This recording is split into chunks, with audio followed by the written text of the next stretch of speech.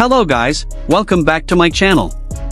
Okay, so if you've been on the internet at all in the past couple of years, and I'm guessing you have because you're here, you've probably noticed something. America, the country that basically invented the modern pop star, the country that gave us Michael Jackson and Elvis and Beyoncé and Taylor Swift, the country whose music industry has dominated global charts for decades, that same country is absolutely, completely, undeniably obsessed with a 20-something-year-old man from Busan, South Korea. And not in a casual, oh yeah I've heard his name kind of way. We're talking sold-out stadiums, record-breaking streaming numbers, front-page coverage on major publications, brand deals with some of the most prestigious luxury companies in the world, and a fanbase so devoted that they have redefined what it means to support an artist in the digital age. We are talking about Jungkook. And today, we are going to break down exactly why America fell so hard, so fast, and so completely, and what the music industry itself has to say about it. So stay with me because this one goes deep. Let's start from the very beginning, because context matters enormously here. Jungkook didn't just appear out of nowhere on American shores one day and suddenly everyone lost their minds. This was a build. A slow, steady, incredibly deliberate build that took years and that was rooted in something much more substantial than luck or timing or viral moments, although those things played a role too. The foundation of everything we're going to talk about today is talent. Raw, undeniable, impossible to manufacture talent. And I want to spend a moment on this because in an era where the music industry has become so sophisticated at packaging and marketing artists that it can sometimes be hard to tell where the product ends and the person begins, Jungkook represents something that cuts through all of that noise. When you watch him perform, when you listen to him sing, when you see him move, something registers in your brain that bypasses all your cynicism and your media literacy and your awareness of how the industry works, and it just hits. That's not a small thing. That's actually extraordinarily rare. Jungkook joined Big Hit Entertainment, now HYB, as a trainee when he was just 15 years old. 15. He was scouted based on his potential, which means that what he has become is not just natural ability but the result of years of the most intense, rigorous artistic training imaginable, layered on top of that natural ability. He trained in vocals, in dance, in performance, in the kind of stage presence that can fill an arena and make every single person in that arena feel like you're singing directly to them. By the time BTS debuted in 2013 and Jungkook stepped onto international stages as the group's Magne, the youngest member, he was already operating at a level that most performers spend an entire career trying to reach. American industry insiders who first saw BTS perform in the US have talked about this in interviews and in behind-the-scenes accounts. The reaction was consistently some version of, "We knew they were popular, but we didn't expect this level of craft." That gap between expectation and reality is important. It's part of what created the obsession. Now, BTS as a group broke America in a way that no Korean act had ever done before, and that's a whole conversation in itself. But what we're focusing on today is specifically Jungkook's individual footprint in the American consciousness, because as the group entered their hiatus period and the members began pursuing solo work, something became very clear very quickly. Jungkook's solo presence didn't just survive the transition from group to individual, it thrived. And the American market responded to his solo work in a way that surprised even people within the industry who thought they understood his appeal. 7. His first major solo single became a genuine crossover hit. Not a K-pop hit that performed well on specialized charts. A mainstream, radio-friendly, pop hit that competed with and outperformed artists who had spent years building their American profiles.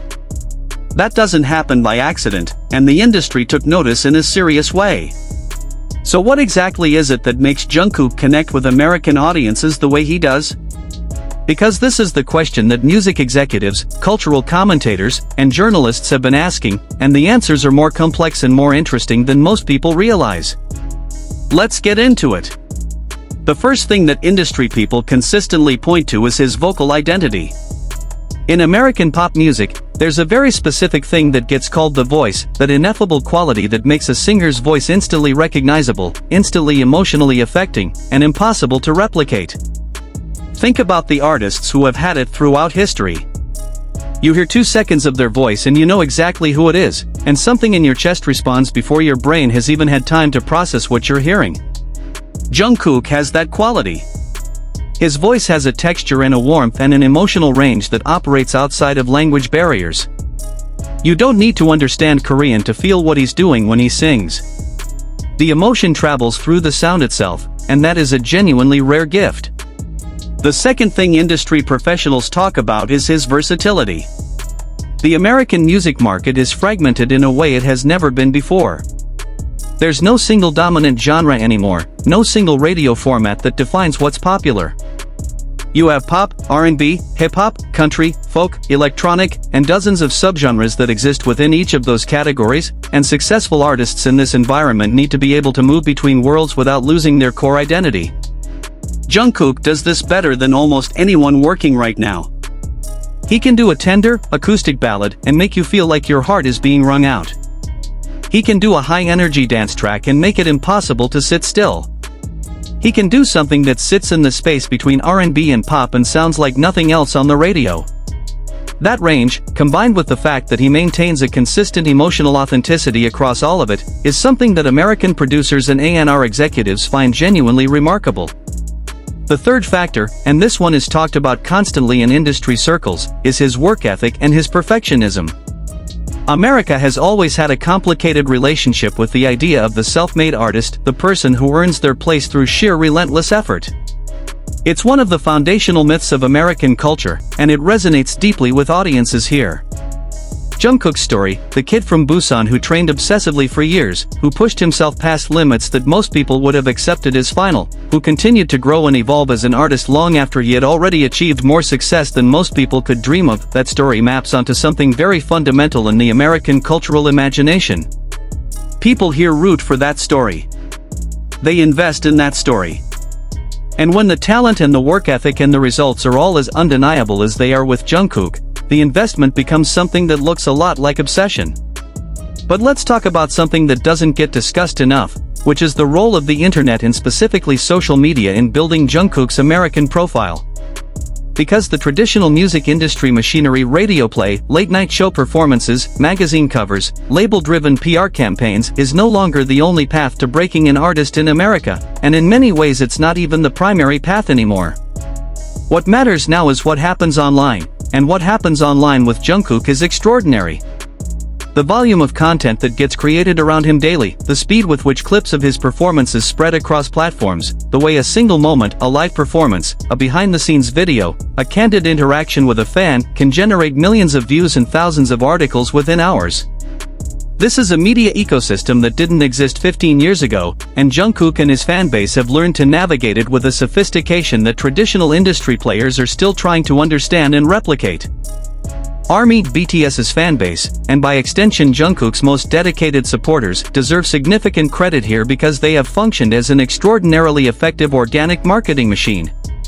But it's important to understand that their effectiveness isn't just a function of numbers, though the numbers are staggering. It's a function of genuine passion meeting genuine organization. ARMY fans don't just post about Jungkook because they're told to or because there's some coordinated campaign driving them to do it.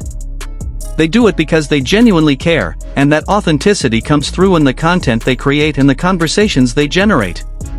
American audiences, particularly younger ones, are very sensitive to the difference between organic enthusiasm and manufactured hype, and what they see from the Jungkook community reads as the former even when it achieves the scale of the latter. Now here's something that the industry has been particularly vocal about, and it's a point that I find fascinating. Several American producers and executives who have worked with or observed Jungkook have commented on his ability to be present in a way that very few artists, regardless of their level of fame or talent, actually manage to achieve.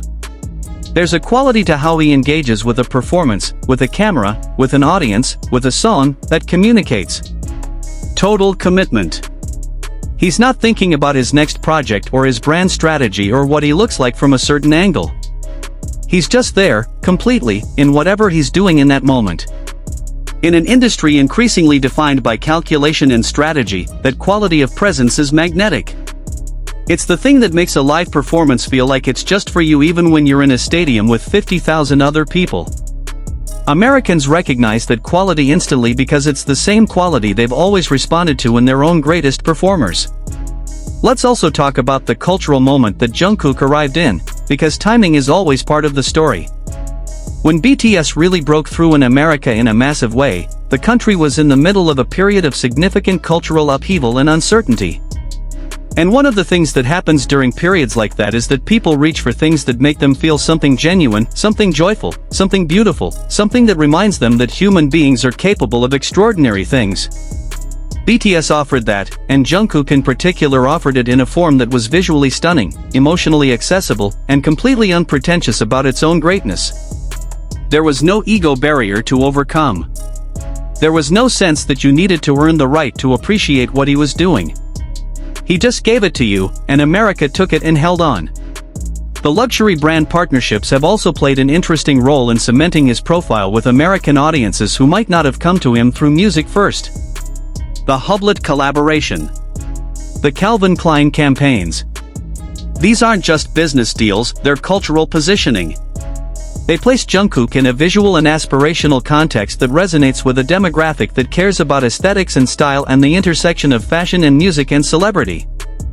And because he wears these partnerships so naturally, because he doesn't look like someone playing dress-up in luxury goods but rather like someone who genuinely belongs in those spaces, the effect is one of effortless cool that American audiences find enormously appealing.